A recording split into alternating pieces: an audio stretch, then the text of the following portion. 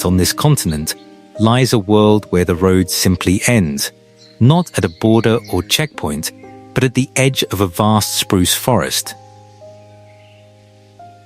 Beyond it stretch hundreds of thousands of square miles of rivers, tundra, and endless sky.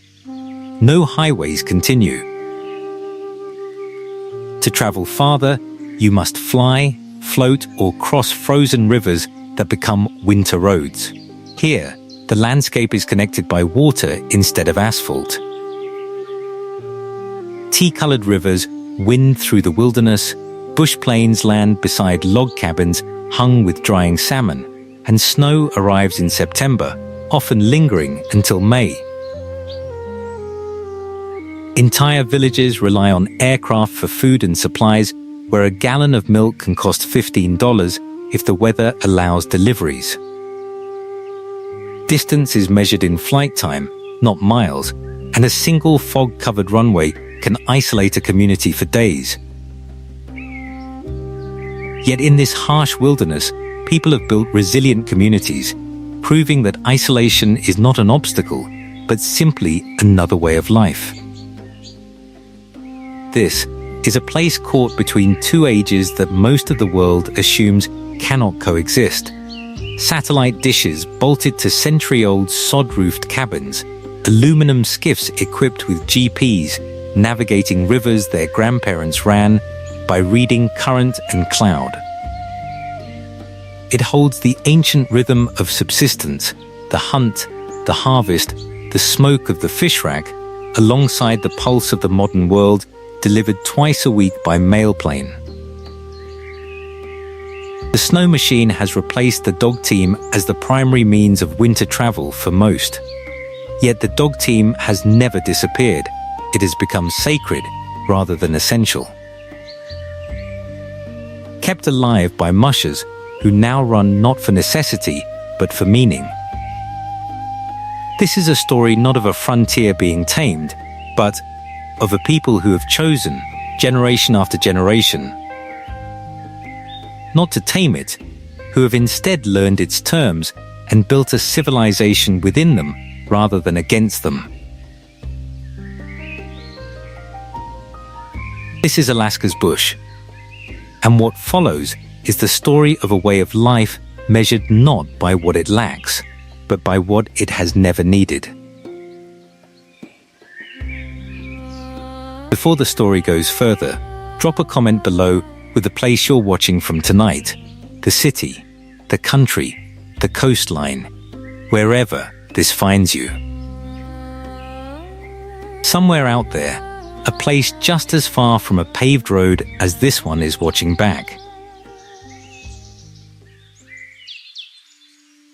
In the bush, the land is not a backdrop. It is a governing authority, older and more absolute than any legislature in Juneau or Washington. The temperature dictates the day before the alarm clock does. A hunter checks the wind before he checks his phone, if he has signal at all. Rivers open the calendar in May and close it again in October. And everything, school schedules, hunting seasons, when the barge can reach the village with a year's supply of heating fuel, bends around that opening and closing. This shapes temperament in ways visitors notice within a single afternoon. There is a particular unhurried steadiness to how bush residents move through a day, an economy of motion that comes from understanding that panic burns calories a person may need later. There is also a bone-deep practicality. Nothing is thrown away that might be useful, because the nearest hardware store might be a 90-minute flight and $400 away. A broken snow machine belt, a cracked boat hull, a jammed rifle bolt, these are not inconveniences here so much as tests, and passing them is simply part of living. The land also teaches humility without raising its voice. Elders speak of years the salmon didn't run in the numbers expected, winters when the ice went out early, and stranded hunters on the wrong side of a river. Nobody who lives here long mistakes the land for scenery. It is closer to a relative, respected, sometimes feared, never fully predictable, and never ignored.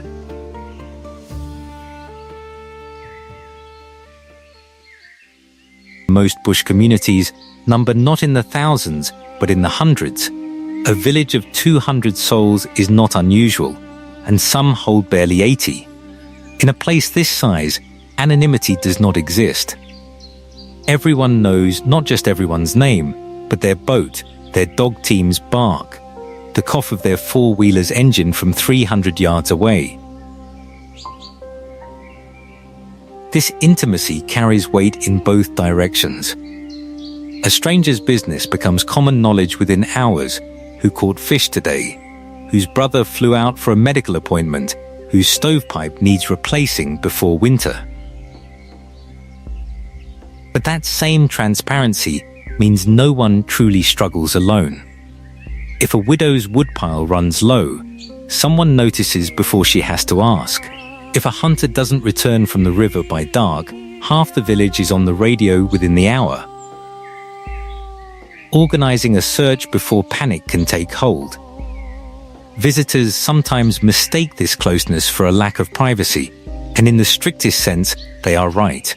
But residents describe it differently, not as being watched, but as being held. In a landscape this unforgiving, to be known by everyone is not a loss of freedom. It is a form of insurance. Ask a bush resident to describe an ordinary day, and it often begins the same way nearly everywhere, at the village store. In places like Bethel or Kotzebue, regional hubs slightly larger than the isolated villages around them, the store is less a retail space than a town square with shelves. People stop not merely to buy, but to stand a moment, to hear who is traveling to Anchorage this week, whose steam bath is finally repaired, whether the barge carrying full supplies has cleared the river bar. In the smallest villages, where there may be no formal store at all, the daily ritual shifts to the airstrip. When the mail plane's engine becomes audible, often minutes before it's visible, people drift toward the strip, some for packages, some simply for the event of it. Children run the fastest.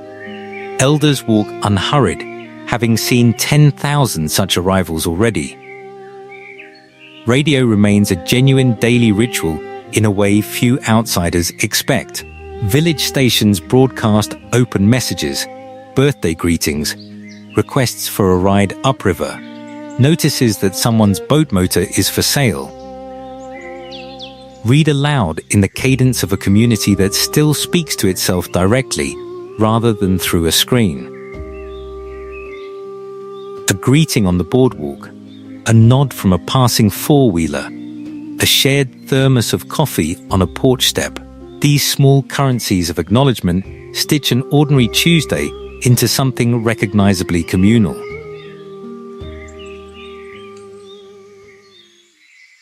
If the land sets the terms, family absorbs the consequences and provides the rewards. Households here are rarely nuclear in the narrow sense. A single home might shelter grandparents, grandchildren, a niece finishing high school because her own village has no secondary program, an uncle between fishing seasons. Walls bend to accommodate need in a way suburban housing rarely requires. Elders occupy a particular and unambiguous authority here, one not eroded by the passage of decades. A grandmother's knowledge of where the blueberries ripen first, a grandfather's memory of which sloe freezes solid enough to trust in November. This is not nostalgic trivia. It is operational intelligence, consulted before decisions are made, not after. Children, in turn, are raised with responsibility folded into affection from an early age.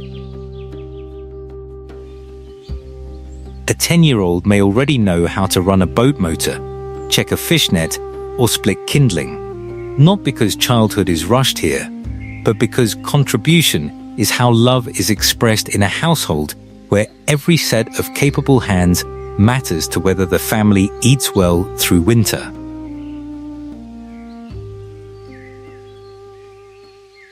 Among the most enduring collective traditions of the bush is the community fish camp, weeks each summer when entire extended families, sometimes entire villages, relocate to riverside camps to net, cut, smoke and dry salmon for the year ahead. It is, in practice, a barn raising stretched across a season.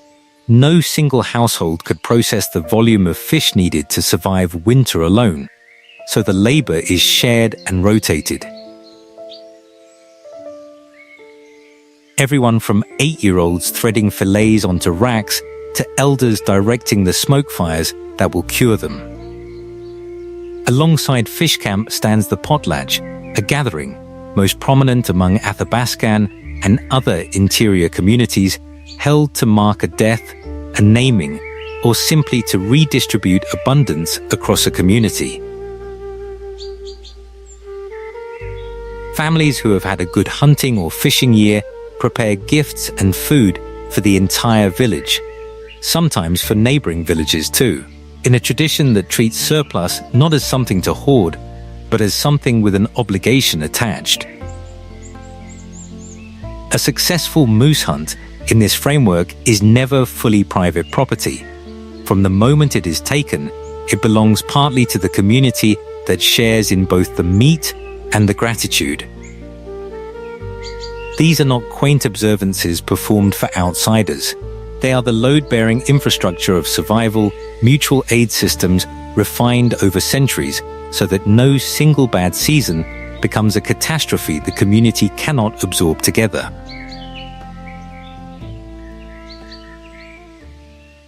To understand Alaska bush, you first have to understand the land beneath your feet.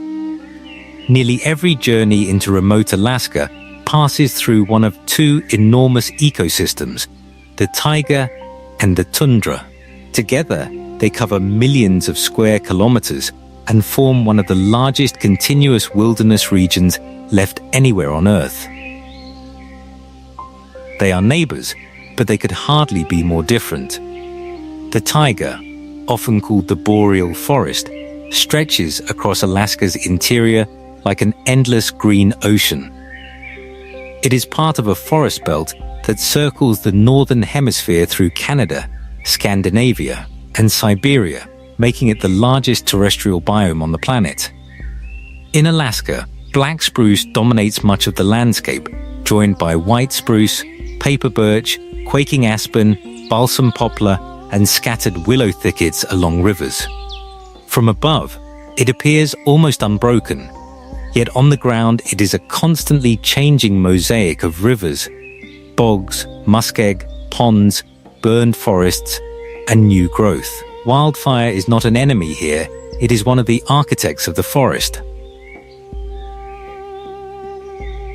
Lightning ignites thousands of fires across interior Alaska during active summers, clearing aging stands and allowing young forests to replace them. Many trees are adapted to this cycle. Black spruce, for example, opens its cones after fire, releasing seeds onto nutrient-rich ash where the next generation begins. Entire valleys may appear devastated one year, only to become nurseries for fresh forest within the next.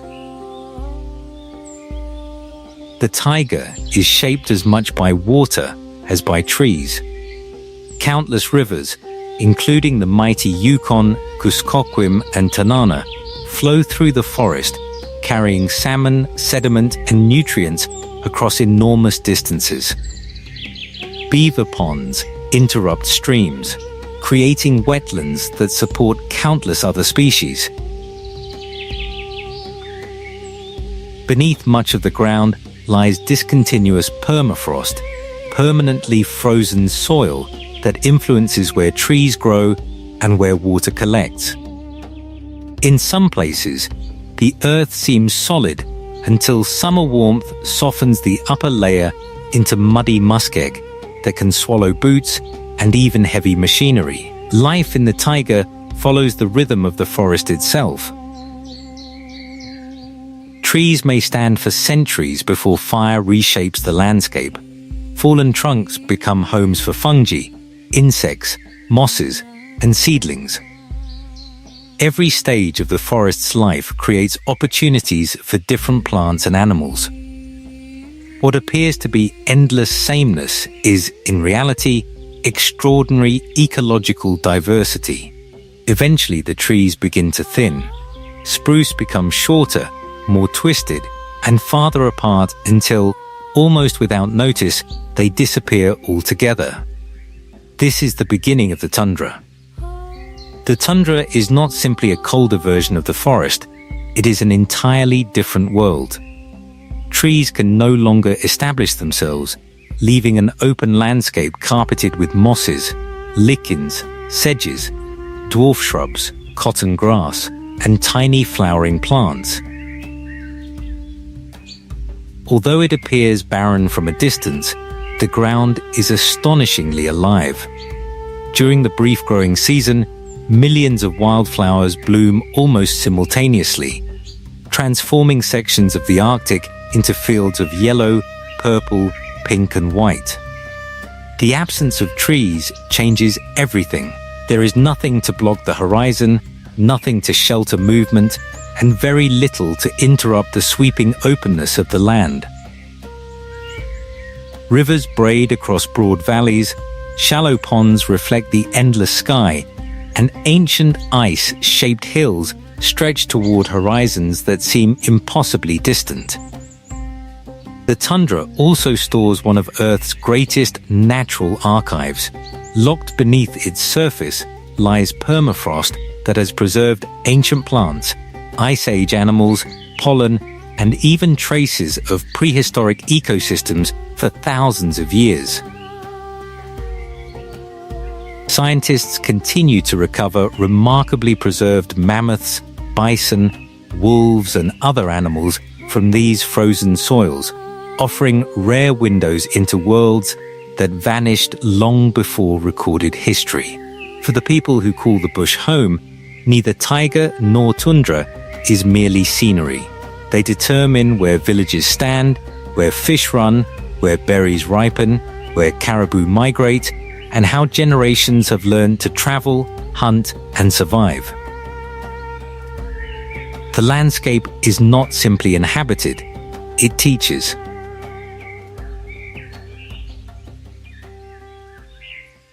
If the taiga and tundra provide the stage, Alaska's wildlife supplies the story. Few places on Earth still support such an intact community of large mammals and predators living across landscapes that remain largely untouched.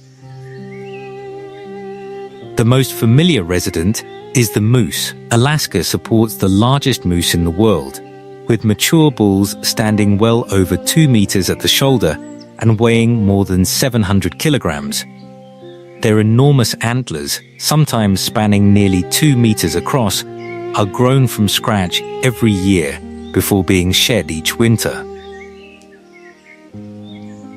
Despite their size, moose move with surprising silence through willow thickets and shallow wetlands, browsing leaves, aquatic plants, and young branches with remarkable efficiency.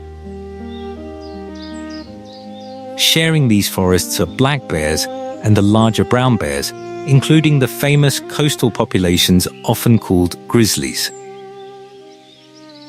Interior brown bears roam vast territories, digging for roots, overturning logs in search of insects, scavenging winter-killed animals, and feeding heavily on salmon, where rivers permit. Along the coast, bears may gather by the dozens during salmon runs, one of the greatest wildlife spectacles anywhere in North America. Perhaps no animal better symbolizes Alaska than the gray wolf. Packs patrol territories covering hundreds or even thousands of square kilometers, communicating through haunting howls that travel remarkable distances across valleys and frozen rivers. Wolves are highly social predators relying on teamwork to pursue moose, caribou, and smaller prey. Their movements influence entire ecosystems, shaping prey behavior in ways scientists continue to study. Then come the Great Migrations. Caribou herds travel some of the longest overland migrations of any land mammal on Earth. The Western Arctic herd alone numbers in the hundreds of thousands during healthy years, crossing rivers, mountains, and tundra in seasonal movements that have remained largely unchanged for thousands of years. Entire indigenous cultures have depended upon these migrations for food, clothing, and tools. Tall sheep cling to cliffs that seem impossible to climb. Their curved white horns distinguish mature rams, while specialized hooves allow them to move across narrow rock ledges where few predators can follow. High above them, golden eagles circle on rising air currents, searching for marmots, hares, ptarmigan, and young mammals. The skies become even more dramatic during migration. Millions of birds arrive each spring from every continent except Antarctica. Sandhill cranes trumpet overhead. Snow geese blanket wetlands. Tundra swans nest on remote ponds. Loons call across still lakes with haunting voices that define the northern wilderness. Tiny shorebirds travel astonishing distances between Alaska and South America, some completing migrations of more than 15, 0 kilometers each year.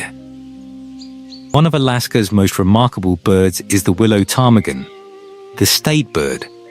It changes plumage with the seasons, brown during summer and pure white through winter, remaining camouflaged against its surroundings.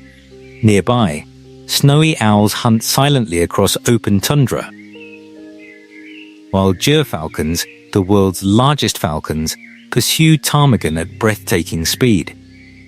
Smaller mammals often escape attention but are equally important. Arctic ground squirrels spend much of the year underground and can survive body temperatures below freezing during hibernation. Snowshoe hares cycle through dramatic population booms and declines, influencing predators such as lynx, whose own numbers rise and fall alongside them. Canada lynx move silently through forests on oversized paws that act like natural snowshoes, stalking hares with extraordinary patience. The American beaver transforms entire watersheds by constructing dams that slow rivers, create wetlands, and provide habitat for fish, amphibians, insects, birds, and mammals. In many places, beavers are true ecosystem engineers, reshaping the landscape itself. Among the rivers, 5 species of Pacific salmon return from the ocean to the streams where they were born.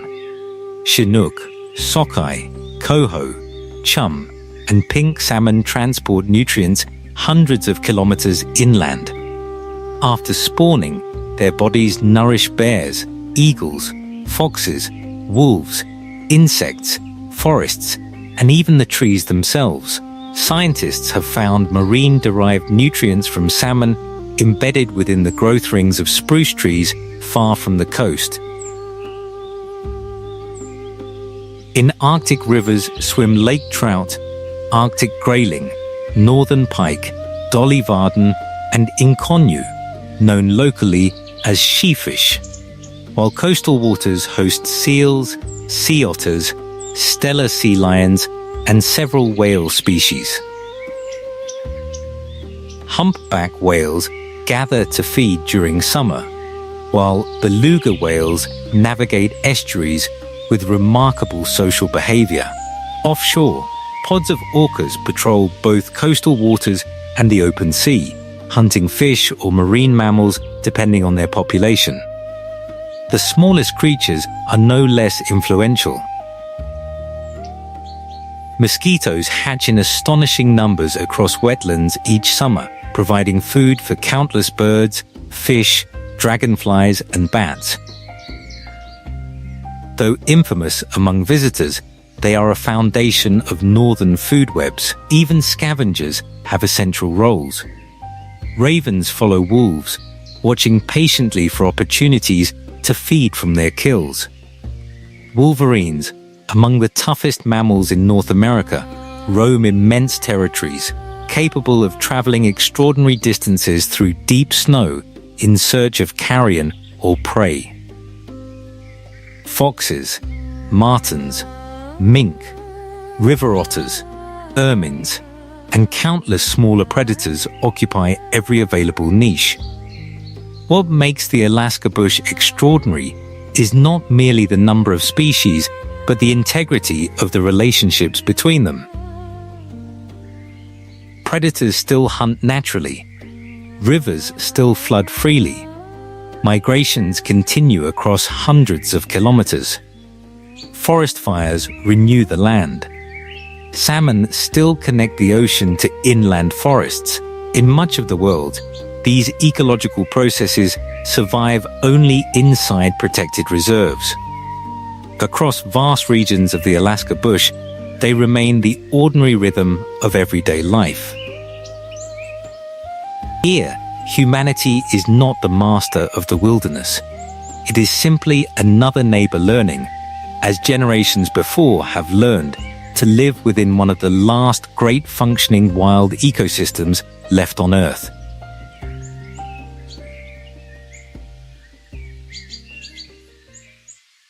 Every bush community, however small, tends to organize itself around one central gathering space, sometimes a community hall. Sometimes a school gymnasium doubling as the only large indoor room for 100 miles, sometimes a steam bath or mucky that serves an almost identical social function to a pub or cafe elsewhere in the world. The steam bath in particular deserves its reputation. Built low and small to hold heat, fired with driftwood or scrapwood, it is where men and women, often in separate rounds, gather several times a week not merely to bathe, but to talk, unhurried, in a space where rank and hurry both dissolve in the heat. Elders tell stories here that rarely get told anywhere else, and young men learn, almost by osmosis, the unwritten protocols of the hunt, the river, the coming winter. The school gym, meanwhile, becomes something closer to a town hall crossed with a stadium. Basketball, played with a ferocity that surprises outsiders who assume remoteness limits ambition, draws entire villages to bleachers on winter nights when travel to the next community, sometimes 50 miles by snow machine across frozen tundra, is undertaken purely to watch a rivalry game. In this room, arguments are settled. Courtships begin. Elections are informally decided long before any ballot is cast. Language in the bush is not a preserved artifact behind glass. In many villages it remains a living tongue, spoken at the store, argued over at the steam bath, whispered to infants. Yupik, Upiak, Gwich'in, and other Alaska native languages persist with a vitality increasingly rare elsewhere. Carried forward by immersion programs, by elders who insist on speaking to grandchildren only in the old tongue, by radio broadcasts delivered in English and native language back to back. Storytelling remains a primary technology of instruction, not merely entertainment. A story about a boy who ignored ice warnings and drowned is not simply a cautionary tale. It is the mechanism by which safety knowledge gets transmitted across generations, more durable in memory than any printed pamphlet. Songs carry function alongside beauty. Travel songs once used to mark distance across featureless tundra. Morning songs sung at potlatches. Drum songs accompanying dances that reenact the hunt itself. craft carries the same weight. A grandmother's ability to tan a moose hide by hand, to sew a parka ruff from wolverine fur that will not frost over from breath, to weave a grass basket tight enough to hold water. These are not hobbies preserved for tourists, though tourists do sometimes buy the surplus. They are functioning technology, refined over centuries for this climate, and still taught hand over hand to children who will need them. Ask almost anyone raised in the bush about hardship, and the response tends toward understatement rather than lament. Yes, there was the year the salmon didn't come. Yes, there was the influenza that swept through villages in the early 20th century and emptied entire communities of elders in a single season. Yes, there was, and in places still is, the blunt legacy of federal policy that once pulled children from villages into boarding schools designed to erase the very languages and traditions described above. These histories are acknowledged plainly, not buried and not performed for sympathy. They surface in conversation the way a scar surfaces on a forearm, visible if asked about, but not the subject of daily talk. What lingers instead is a pride built on top of that difficulty, that the language survived the boarding schools, that the hunting traditions survived a century of regulation written by people who had never set foot on the tundra, that villages emptied by disease rebuilt rather than dissolved. The hardship is real. It simply is not, in most conversations, the point. Before cash economies arrived in any significant way, survival rested on an intricate seasonal calendar: salmon in summer, berries in late summer, moose and caribou in fall, seal and walrus along the coast in winter and spring, ptarmigan filling gaps between larger harvests. This calendar has not disappeared. In most villages, subsistence hunting and fishing still supply a majority of the protein a family consumes across a year, harvested not for recreation, but for calculated necessity. Trapping persists as both tradition and modest income. Marten, fox, and beaver pelts sold to buyers who fly them out for auction. A practice essentially unchanged for a century, even as the buyers now communicate by satellite phone rather than mail. Ivory carving among coastal communities, basket weaving inland, and skin sewing remain genuine craft economies, producing objects sold within Alaska and to collectors far beyond it. What distinguishes this traditional economy from a merely historical one is that it still functions as primary infrastructure, not backup. A freezer full of moose meat is not a lifestyle choice here, the way a backyard garden might be elsewhere. For many families, it is the difference between an affordable winter and a crushing one, since store-bought meat flown into a village can run 3 or 4 times its cost anywhere with road access.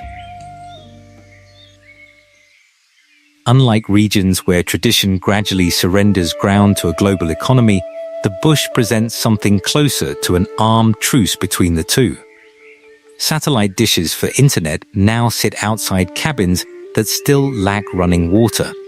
Smartphones are common even in villages reachable only by plane or boat, used to check weather radar before a hunt, video call relatives in Anchorage, or sell handmade crafts directly to buyers in the lower 48, without a middleman.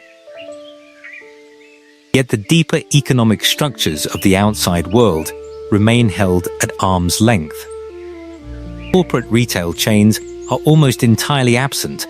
The state's push toward road connections into some bush regions has, in several instances, been actively opposed by the very villages that would gain easiest access, out of concern that a road brings outside hunters competing for the same limited moose population. Outside alcohol bypassing local ordinances and real estate pressure on land never meant to be for sale. The permanent fund dividend, an annual payment to every state resident drawn from oil revenue, arrives in bush villages the same as anywhere else, spent on outboard motors, heating fuel, plane tickets, snow machine parts. Global markets are not absent from the bush. They have simply been allowed in only on terms the villages still largely set, modernity observed through a screen door, not welcomed unconditionally through the front one. To walk the bush in summer is to move through a landscape that resists hurry at every turn. Tussocks, thick, uneven clumps of sedge-grass, turn a simple half-mile hike into an hour of careful ankle-testing footwork. Mosquitoes rise in visible clouds from standing tundra water thick enough to require head nets even for brief errands outside. The air carries the mineral scent of glacial silt, the sharper tang of wild sage crushed underfoot, the sweetness of ripening berries baking faintly in August sun that at this latitude barely sets at all. Winter transforms the same ground into something almost entirely different, silent, blue-white, vast in a way that swallows sound within seconds of it being made. Snow machine engines are often the loudest thing for miles, their headlights the only illumination beyond starlight and, on the right nights, the slow green curtain of aurora rippling overhead, bright enough to cast faint shadows on fresh snow. Cold at these latitudes has its own physical presence. It cracks green wood like a rifle shot in the deep night, turns exhaled breath instantly to frost, makes exposed skin ache within minutes. Rivers, frozen solid enough to bear loaded trucks by December, become the region's winter highway system, marked with willow branches driven into the ice to guide travelers around pressure ridges and dangerous open leads called overflow, where water forces up through cracks and pools invisibly beneath the deceptive skin of new snow. Every experienced traveler here reads that ice the way a sailor reads weather, and every one of them still carries survival gear